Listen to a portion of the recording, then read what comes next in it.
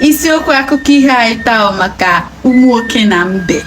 Ifochakpi nkịta nyara akpa.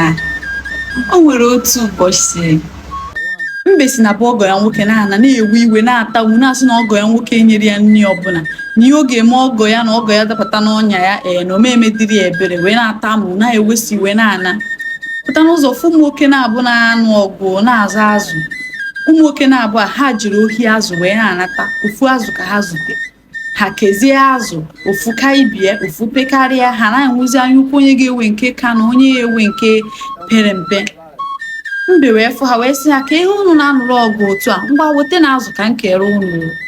Ha weta azụ nye mbe maka na ha maa na mbe kwubu onye arụrụ ana, okenye arụrụ ana, onye aghụghọ. Ha wee were azụ wee nye mbe ka oke. Mbe were azụ ahụ tabiri obere wee sị ha ọharugo, ha sị mba na nke anụnwaka. Mbe atabirikwa sị ha ọharugo, ha sị mba na nke anụnwaka. Mbe atabirikwa sị ha ọharugo, ha sị mba na nke anụnwaka. Ihe ka mbe mekata wee tọkpọsịa azụ niile ahụ.